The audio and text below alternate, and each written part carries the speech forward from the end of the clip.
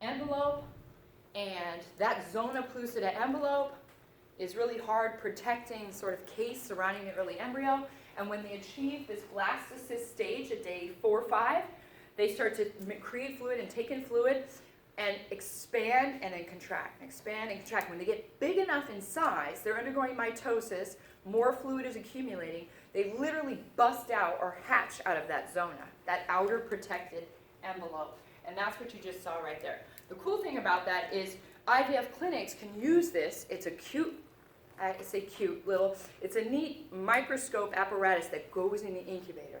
So my friend that was doing this, she was Connie Wong. She was at Harvard afterwards. We were at Stanford together, or she was at MIT. She helped develop this. She was the leading sort of team member of this. And she could be at Starbucks or Pete's Coffee and remotely have streamed in her embryos and how they were developing from inside the microscope, inside the incubator. So it's called EVA, is the software, is the apparatus. And a lot of IVF clinics have now purchased this. It's very expensive. It's several $100,000. Whole company was developed after this. So why? Because you didn't have to just take them in and out of the incubator and grade them A, B, C, D, E, and then choose the best of those grades to implant in the woman or use in the IVF setting. But now this could actually track and predict based on their mitoses and based on their development in that first 24 hours, which embryos are going to be the best to implant. Now, if you can imagine, this is huge. This is really, really important because you don't have to implant several. Now, the clinicians can implant 1 or 2 of the very best ones that, based on this algorithm in this program, this EVA, they can predict and see which ones are going to be the best. So it's quantitative. It's not just subjective of an embryologist or somebody grading or ranking them. So I really like that because it depicts how early embryos actually grow, the structure that they give rise to, and the hatching. A lot of people don't even realize human embryos hatch. Okay? If they didn't hatch and they didn't have that whole situation, they would actually implant potentially at the wrong place and the wrong time. Okay? So remember we talked about ectopic pregnancies? Embryos would actually, they have that hardened zona, and when they hatch out of it is now where there's highly invasive stage where the trophoblast can start to erode and eat away into the endometrium and implant. So the hatching is supposed to happen at the right time and place and prevent early implantation because they do erode. I went over all this in the lecture capture. So it's all development of the early embryo, the nervous system, the embryo at week 4, little limb buds, the eye, developing heart. We have a tail, part of the placenta. The embryo at week 7. I'll show you just a little image. This movie actually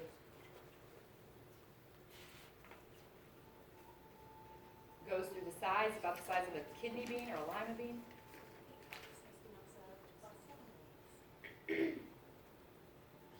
Leg movements can now be seen, along with a startle response. Startle response, remember that? You had this contraction of the muscle. So that is 8 weeks, going a little bit further. So by 8 weeks, and I go over this in the lecture capture, 8 weeks is the embryonic period. From zygote, blastocyst, to fully formed little 8-week embryo. We call that the embryonic period. From 9 weeks to 38, average gestation is 38 to 42 weeks. I'm always 40 exactly, but anywhere from 9 to 38 or 40 weeks, that's the fetal period. And that denotes, here we're at the end of the embryonic period, all the organ systems, including the heart, the nervous system, the limbs, the digits, all the physical features, the anatomy is all there. They look a little weird. They kind of look like an alien. Big head, skinny body, kind of weird looking. The tail's been resorbed. A little bit of the genital development starts happening. That's where we're going right now. So everything is laid down and in place. The body plan is there. Then what happens in week 9 to week 38 is complexity and the functioning of those systems and getting bigger and more elaborate in size and shape. And the body catches up with the head. They don't look so alien-like. Okay, so that's week 8. So in that video we just saw was week 7, 8. That's when we start to see reflexive movements. So reflexes involving the skeletal muscles. So movements of the limbs and the digits and the hands, hiccuping, the startle reflex. Remember we've talked about that. So it's a bit of a sort of like you're stepping off a curb when you're falling asleep and you're real tired. Bless you. So it's that same sort of startle reflex. I don't know if it feels exactly the same, obviously, but it's that same sort of molecular muscle contractions. that are happening already at week 8. Week 9 is a little bit bigger. I have a little video that shows by laparoscopy. They go with a little camera. From the completion of 8 weeks until see the the end face? of pregnancy, the developing human is called a fetus, which means unborn offspring. During this time, called the fetal period, the body grows larger and its systems begin to function. Okay, so it gets bigger in size, now it becomes more functional. Up to week 8, really it's just all those organ systems are developing. This is about month 3, so about 12 weeks. It's about 6 centimeters long. It's like that, it's like 2.5 inches. Okay, so it's still pretty small. And then bigger at month 5, the external genitals are developed. Here's the whole baby. The head is not as big, disproportionately large. Everything is there, it's just kind of skinny. And then the last sort of month, several weeks of the gestation or the pregnancy, the baby starts to get thicker and fatter. And the longer they're in there kind of incubating, the fatter they get. So when you talk about a woman going up to 40 weeks or 41 weeks, doctors will always start talking about inducing the woman. You don't want the baby to get too big and too fat. My babies are all big and fat. That's how they're born. 8.5, 9.5, 10.5. Went up with every single pregnancy. But the risk is shoulder dystocia, getting stuck, breech. They will start to poop in the amniotic sac. And if they eat that, that's bad. Yep, sorry, it's a little gross. But these things are at the end of gestation. They're getting too big for that environment, and all of their physiology is happening. Making up the amniotic sac in the amniotic fluid is actually from baby pee. Okay, so already in 12 weeks on, throughout the fetal period, the kidneys are working and they're urinating, so their pee is actually helping contribute to the amniotic fluid. Okay, so there's that. Gross, yeah, maybe, but it's just all part of the reproductive biology. I'm going to skip this because you guys didn't watch the lecture capture. We'll come back to this on Monday, but I want you to think about some of these questions, watch the lecture capture, and we'll come back to this. I will skip right ahead to this one, though, and see how much you sort of know where we're going. It's, when can you tell a boy baby from a girl baby? And I don't mean after they're born. I mean embryonic period, first 8 weeks, fetal period, 9 to 38. And by the way, a lot of women, you won't hear them saying, oh, my fetus is doing very good today, it's moving. You know, people say baby. But scientifically, based on the categories of what's developing and what is formed, we say embryonic versus fetal period. When can you tell a boy from a girl baby? Just take a guess. This is just a free response. 16 to 20? Oh, Lord, girl, I don't want to be pregnant 16 to 20 months. Oh, my God, I would die. You know, elephant's gestation is 18 months. It's almost 2 years. Human, it's 9.5 months. If you do the 40 weeks, it's about 9.5 months. It's not 9, it's like 9.5. That is long enough. Trust me. It is long enough. But when does this happen? You 16 weeks, you think? Okay, so maybe 16 weeks, so after the embryonic period? Fetal period? When? All right, so fetal period, so 9 weeks on, okay?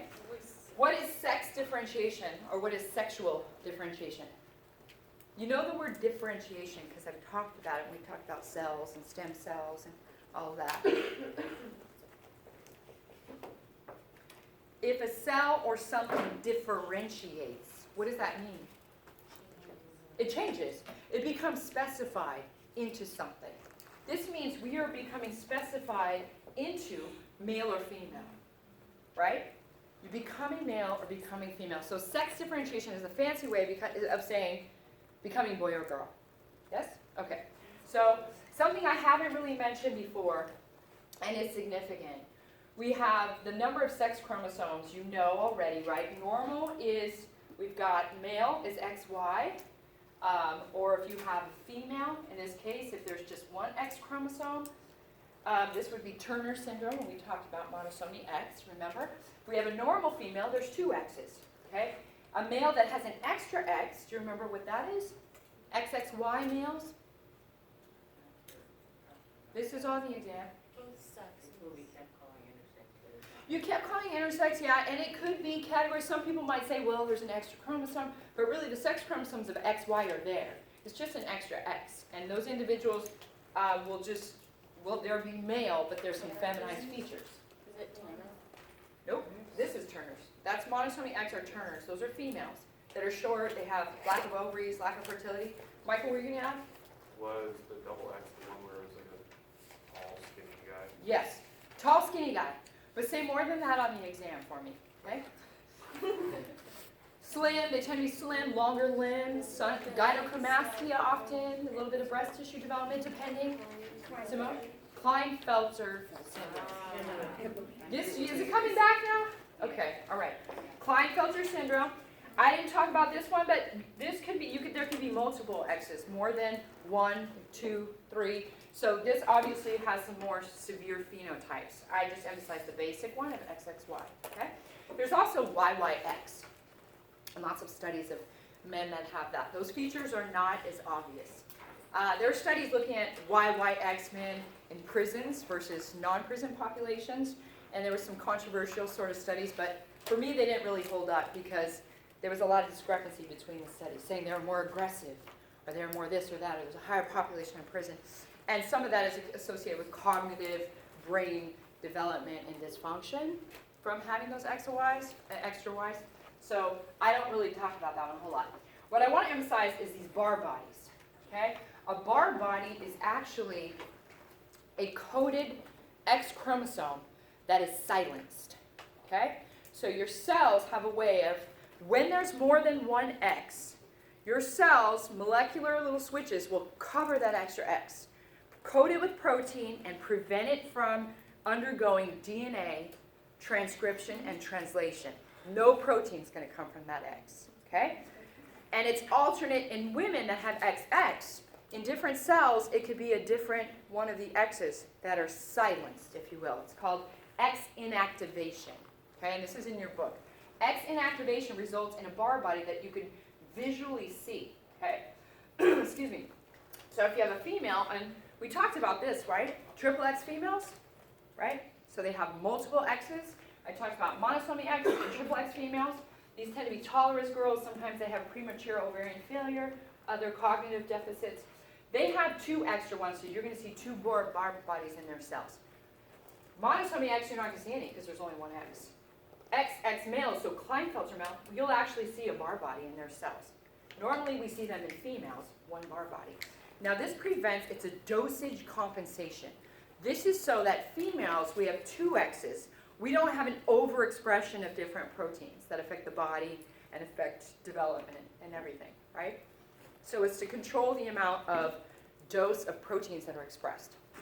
If you have a lot extra, you're going to have to silence those extra ones. So you're going to have bar bodies where they're shut down. So a male will have XY, that's normal. Normal, okay? Female will have XX. We got an extra X. That's a lot of alleles, right, that are the same, that are similar, that are going to be expressing too much of those proteins. When you don't have enough of those chromosomes, or when you have too much of those chromosomes, you have problems. You have physiological, biological problems. So it's a dosage compensation to control. We only want gene expression from 1 X or 1 Y at a time. Does that make sense? So this is what happens when we get aberrations in chromosome number.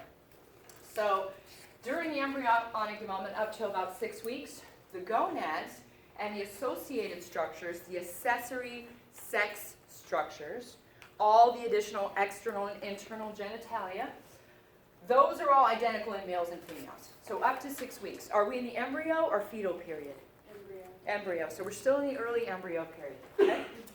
Gonads can become either testes or ovaries. Okay? So we say the gonads are, at this point when they're starting to develop, they're bipotential. They have the potential to be an ovary or be a testes. Bless you. Okay. So the signal that determines whether it's going to go into the testes pathway is called testis determining factor. It's a protein, TDF. Okay?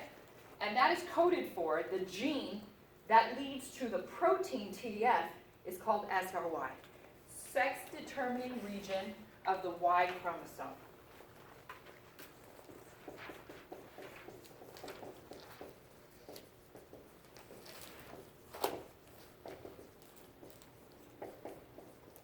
Okay, so this is on the male sex chromosome. Okay? So it's the SRY gene, and it codes for testis determining factor. So if we look at this, here's X, here's Y. Remember, Y is smaller, it's like 100 genes. This one has like 1,100 or 1,000 plus. Sex determining region, or SRY gene, is right there on the Y chromosome. There's also a different, called the DAX1 gene on the X chromosome, and that might be involved in sort of ovarian or ovary tissue development, kind of acting against the SRY gene.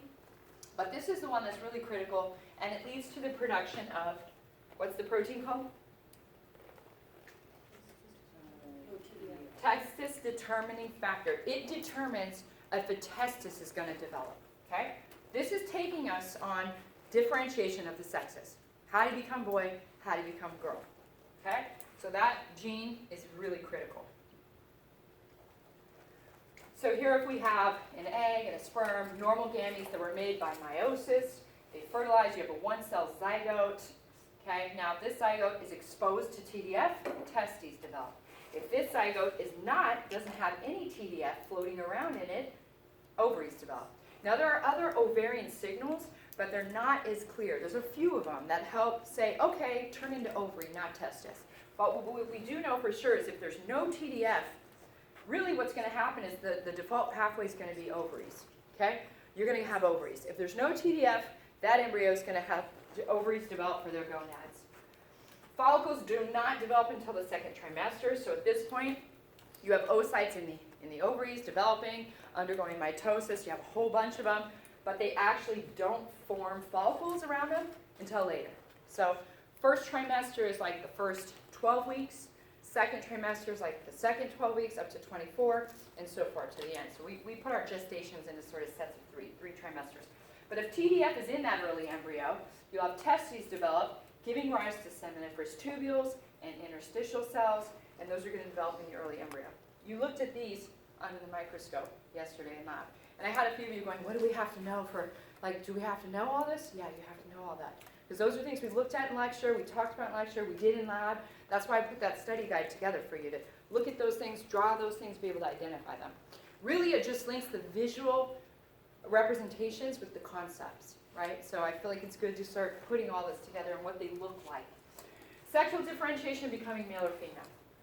And I will say, of course, you all already know, this sex differentiation process has binary aspects, but then there's stuff in between. So we know even at the level of the embryo and the fetus going through this process that there is a spectrum of sexual differentiation. We're going to look at the two, the male and female, and at the end we're going to look at the sort of in-between, the spectrum, or the non-binary component, or what we would call intersex. For me, I hardly ever use that word. I don't know. I just don't. But I know it's a common thing to kind of intersex. For me, it's whatever that individual identifies as. So as far as their gender identity, whatever their biological or chromosomal sex is, that's their gender, right? That's their sexuality, their gender, all of that is sort of different. But we'll go through that whole spectrum. So the embryo at about 6 weeks, sexually indifferent. That means it's ambiguous. I cannot look at that embryo and go, oh, it's a boy embryo, or it's a girl. We all start the same, okay? The exact same. We've got a few sets of ducts inside, the Wolffian ducts, mesonephric or Wolffian. Those are the future male internal plumbing and ducts that make up the internal reproductive system. The epididymis, the vas deferens, the ejaculatory duct, the urethra, right? Structures we looked at in lab. The paramesonephric or the Mullerian ducts, these words are sort of easy for me to remember because Wolffian sounds like a werewolf and sounds masculine to me. Mullerian sounds like a girl like twisting a parasol umbrella. I don't know why. But in my mind, it's like a girl walking with like an umbrella. This is very gender stereotyped, okay? But this is in my mind. Mullerian sounds feminine. Wolffian sounds masculine. These become the future male internal reproductive ducts. These Mullerian become the future female ducts. And I have a lot of highlighted words and bolded words in here, and I want you to know those, what those structures are. Was there a question, Tatiana? Yes. We put Wolffian duct instead of the other. Yep, that's fine. Yep, I use Wolffian and Mullerian just because it's easier to remember. So if we look at the early embryo, this is 5 to 6 week stage of the embryo, getting towards the later end of the embryonic phase. We've got the developing gonads that are early, these little ridge. These are going to become either testes or ovaries. Then we have these little Wolffian ducts that are right here, like little peas sort of punching off right here from this set of ducts, the Wolffian ducts. And then the skinny long tube, the Mullerian duct, okay? If it's going to go down the female route, the Mullerian ducts are going to develop into the internal female reproductive organs. If it goes down the male pathway, the Wolffian ducts are actually going to develop. And the opposite set of ducts is going to degenerate, okay? So in this case, if SRY is not present, the Mullerian ducts will take on the internal development. If SRY is present, the Wolffian ducts are going to develop and become the male parts, okay? All you need is SRY and TDF, and you'll get the internal ducts and male testes. You'll get it to go down the male pathway. So if we look, I realize it looks, there's a little, this whole genital swelling. We all look like this. We're all sort of like this. This is the whole sort of external genitals. There's the urethral fold that's going to go around the urethra, the genital tubercle. A tubercle is just like a mass, a little swelling. And then we've got the labioscrotal swelling, and then there's the tail. So at this stage, we still have a tail that ends up resorbing and degenerating and going away. Okay, so there's still the tailbone, it's cut, so we can actually see. And then the anus, okay? So all these parts are there at 6 weeks. Now what happens is the Wolffian and the Mullerian ducts are getting either SRY, TDF, or no SRY, no TDF, and they're going down either male or female pathway. So the Wolffian ducts will actually develop into here the epididymis, the vas deferens, the seminal vesicles, all those internal male reproductive structures that we were looking at in lab. Female, if the Mullerian ducts, shown here in pink, okay, if those develop, they give rise to the fimbriae of the fallopian tubes, the uterus, top of the vagina. So all the internal reproductive structures. And this is happening now as we're getting towards the end of the embryo period. The gonads, which are actually developing sort of simultaneously, you have the genital ridges or the gonads, the early gonads, and whether SRY is there or not, you're going to get testes or ovaries developing. In this case, you're getting testes developing. This is at the microscopic level. I drew this on the board. My drawing was better than this. Okay, and this is the actual testes, and looking at development of the seminal tubules that snake back and forth. This is where meiosis of sperm is happening, right? Early on in the embryo, though, there's just spermatogonial stem cells hugging the outside here. They're hanging out. They're not dividing. They're not undergoing mitosis and meiosis and all that stuff to make lots of sperm. That doesn't happen until puberty. In the female, the ovary will start to develop, and then you end up getting a cortex with a lot of the primordial follicles and a medulla. I drew this on the board as well, right? So these are early, these are primordial follicles that are there in the late embryo, early fetal period, and all the way up till birth. They're kind of hanging on. Okay, so you can read all these texts that are from the supplemental reading that goes right over all this. This chart looks crazy, but I really like it, because this will help you get the concepts of becoming boy, becoming girl, and what's needed. Male versus female. Again, it's gender stereotype, blue versus pink, okay? Indifferent gonads, week 6. But if there's TDF present in that early embryo, testes will develop. Testes will actually start making testosterone. Because remember those interstitial cells, if I click back, these cells outside of the tubules are Leydig cells. Lay down and dig out some testosterone. No, that makes no sense, but Leydig cells make most of the testosterone of the male body. They're right there. Those will already start making testosterone because they're there in the developing individual. In different gonads here, we have those ducts, Mullerian versus Wolffian, and then other embryonic structures I didn't mention. If we have, there are two different things here, testosterone, no testosterone, okay? There's no testes developing because there was no TDF, so no testosterone is made. We have another hormone called Mullerian inhibitory factor, and these are both sort of being secreted by the early testes. These are the ones that help to differentiate all these different structures. If you have T, you'll actually allow the mesonephric or the Wolffian ducts to give rise to the internal male plumbing. The epididymides, sounds weird, that means 2. Epididymis means 1. Epididymides, ductus deferens or the vas deferens, both of them, and the ejaculatory ducts, both of them on both sides, jumping into the urethra. If you have Mullerian inhibitory factor from that early testes, it'll cause the degeneration of the Mullerian ducts. So you will not have those in male situation. You won't have any female internal plumbing, only male.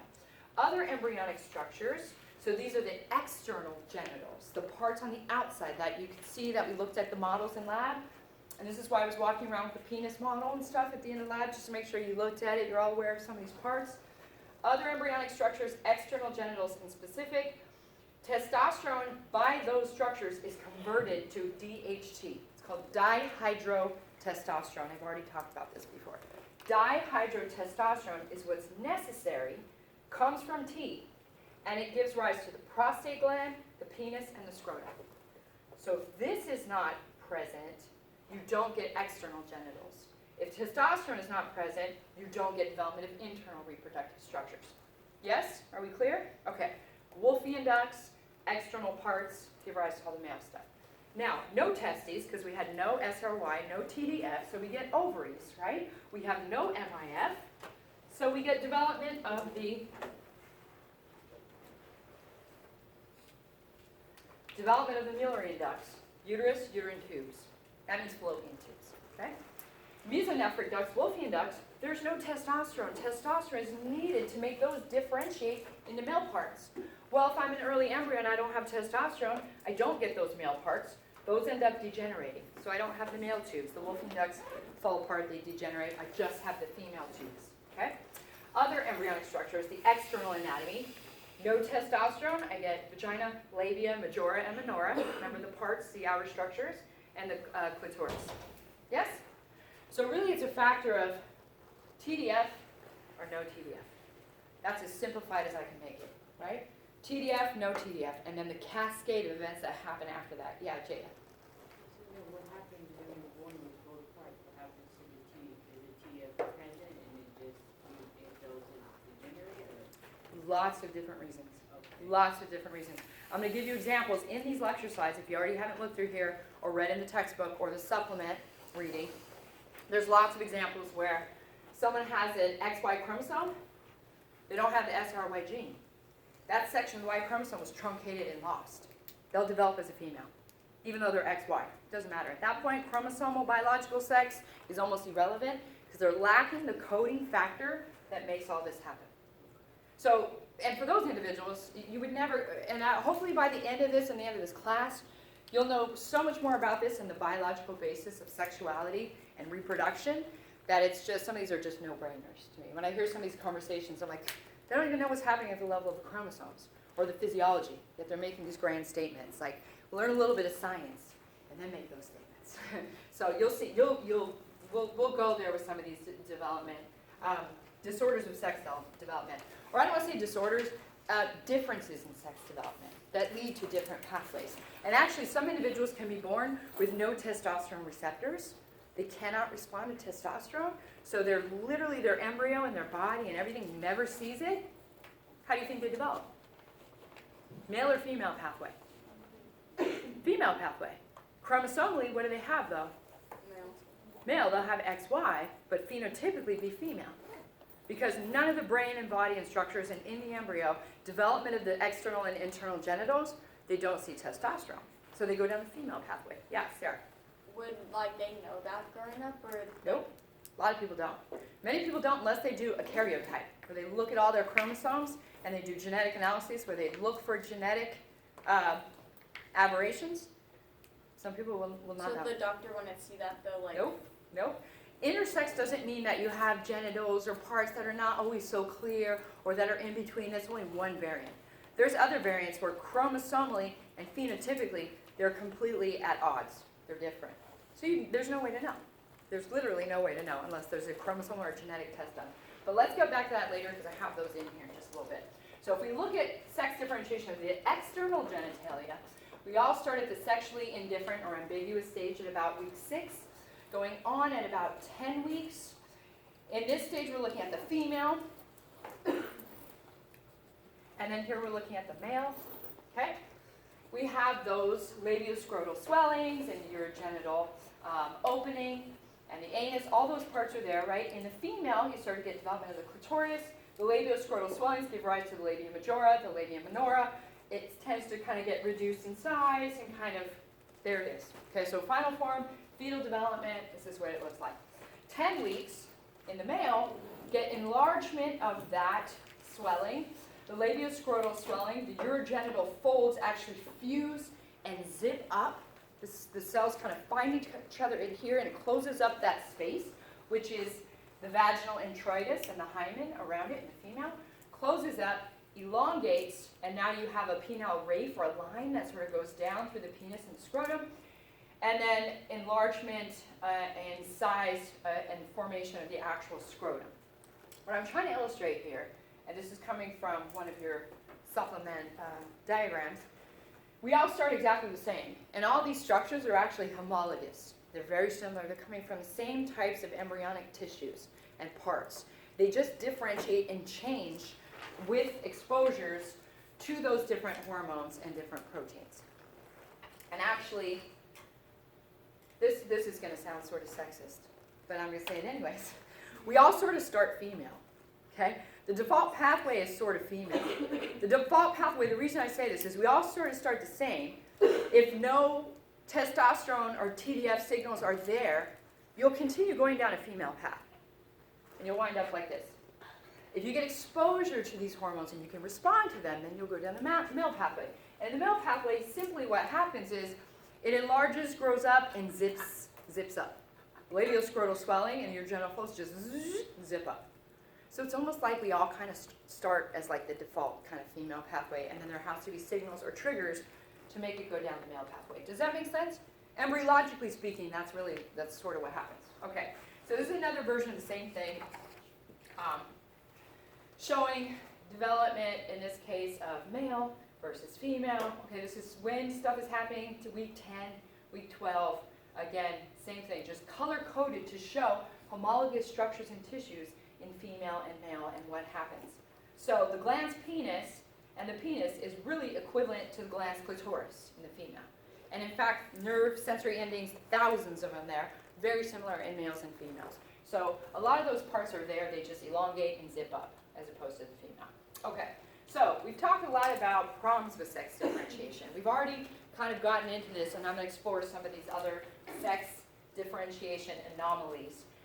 If you have non-disjunction, that can result in gametes that either lacking the sex chromosome or they have too many sex chromosomes. They didn't come apart during meiosis. Same thing. Not enough or none of the sex chromosomes or extra. If that happens, if these come together in various ways, you end up with Turner syndrome, Klinefelter syndrome, triple X females, again, Klinefelter's, Turner syndrome. Okay? So these are some more common ones that purely result from non-disjunction of the sex chromosomes. Okay? And these are viable. So these embryos will go to fetuses, will be delivered, and they're viable offspring. Some of these other disorders of sex development go into lots of different kinds. There is complete androgen insensitivity, partial androgen insensitivity,